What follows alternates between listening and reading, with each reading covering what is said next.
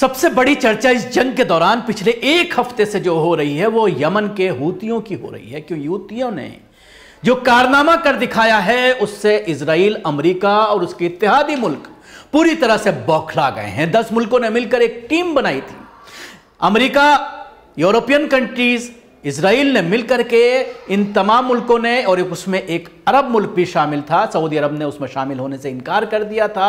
एक फोर्स बनाई गई थी और यह कहा गया था कि समुद्री रास्ते में अगर हूतियों ने हमारे जहाजों पर हमला किया, उनको रोकने की कोशिश की, रेड सी में अगर हमारे जहाजों को जाने से रोका गया, उन पर बमबारी की गई, तो हम हूतियों को तबाह बर्बाद करके रख देंगे। उसके बाद हूती सड़कों पर आए, 10 लाख फौज उन्होंने सड़कों पर उतारी और अपना असलहा की नुमाइश कर अमेरिका और उसके इत्तेहादियों को यह दिखा दिया कि अगर तुमने इस रेड सी में आकर के कोई खलल डालने की कोशिश की तो फिर अंजाम के लिए तैयार हो, तुम्हें बुरी तरह से पस्त किया जाएगा।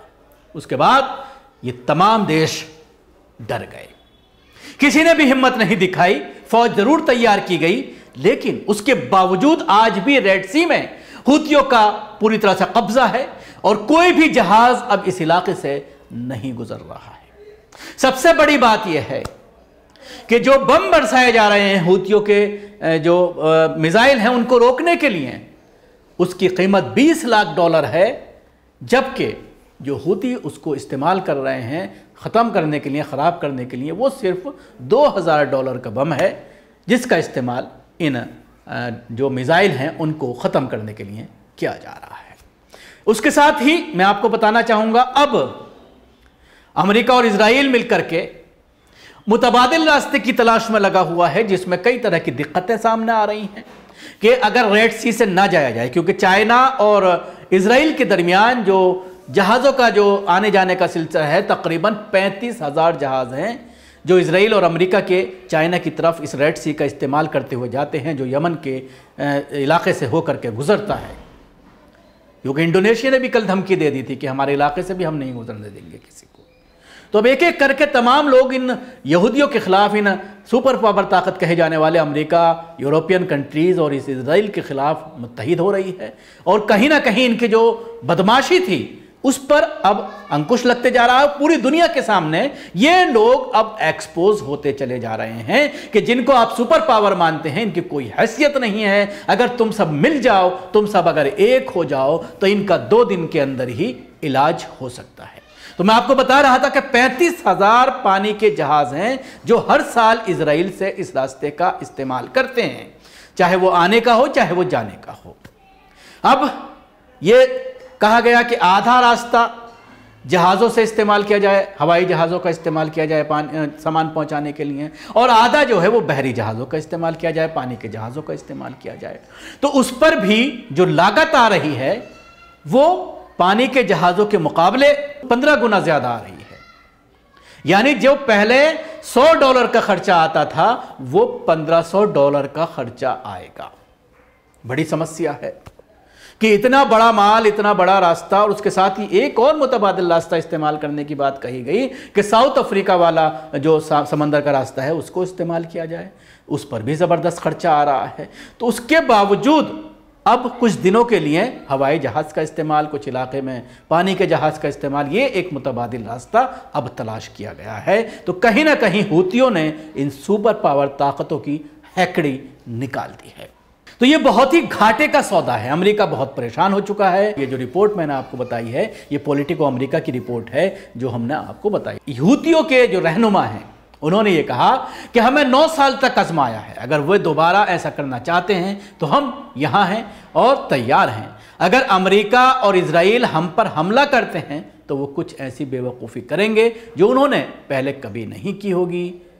प्रतिक्रिया गंभीर होगी। ऑपरेशन प्रोस्पेरिटी गार्जियन पर यमनी हूतियों ने ये टिप्पणी की है। प्रोस्पेरिटी गार्जियन ऑपरेशन जो वो ये है कि जो 10 मुल्कों ने मिलकर के एक फौज बनाई है कि वो समुद्री रास्ते में अपने लोगों को, अपने आर्मी को, अपनी फौज को उतारेंगे और हूतियों का मुकाबला किया जाएगा। जो कोई भी विवाद बढ़ाना चाहता है उसे अपने कृत्य का परिणाम भुगतना पड़ेगा। अमेरिका द्वारा बनाए गए गठबंधन का उद्देश्य इजराइल की रक्षा करना और बिना किसी औचित्य के सैन्य उद्देश्यों के लिए समुद्र का उपयोग करना है।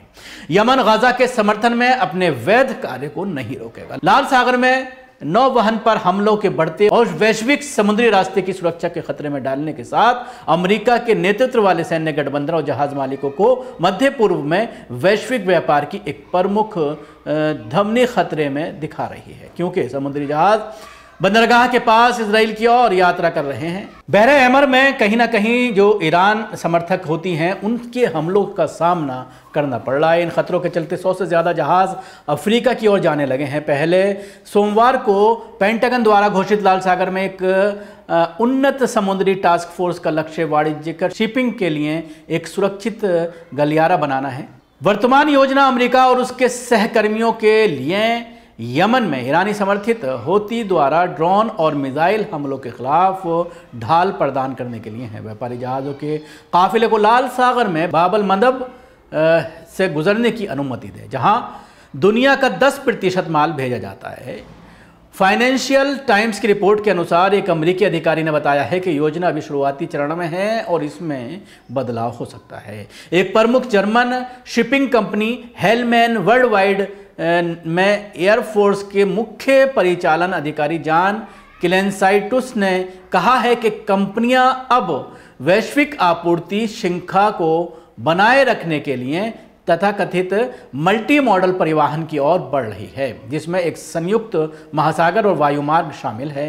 उन्होंने कहा है कि हेलमैन ने संयुक्त हवाई और समुद्री मार्ग पर उपभोक्ता वस्तुओं जैसे कपड़े, साथ ही इलेक्ट्रॉनिक और तकनीकी सामग्री की मांग में वृद्धि देखी है। इसका मतलब यह हो सकता है कि माल को पहले समुद्र के रास्ते दुबई के बंदरगाह तक पहुंचाया जाता है और फिर हवाई मार्ग से उनके अंतिम गंतव्य तक पहुंचाया जाता है। उन्होंने कहा यह वैकल्पिक मार्ग उपयोगकर्ताओं को खतरे वाले क्षेत्र और अफ्रीका के दक्षिण सिरे के आसपास लंबी यात्रा से बचने की अनुमति दे सकता है।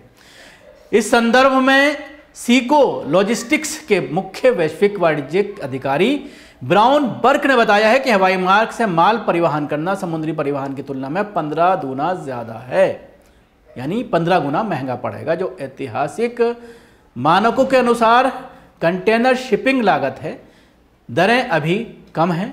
35,000 जहाज़ मैंने जैसा कि पहले बताया था। उसके साथ ही एक बड़ा मसला और है कि 30 दिन का समय लगेगा, 30 दिन और ज़्यादा लगेंगे रास्ते में अगर ये दूसरा वैकल्पिक रास्ता इस्तेमाल किया जाता है। तो इससे कहीं ना कहीं सारी चीज़ों की जो वस्तुएं हैं उनका जो है वो रेट बढ़ जाएगा, कीमत बढ़ जाएगी।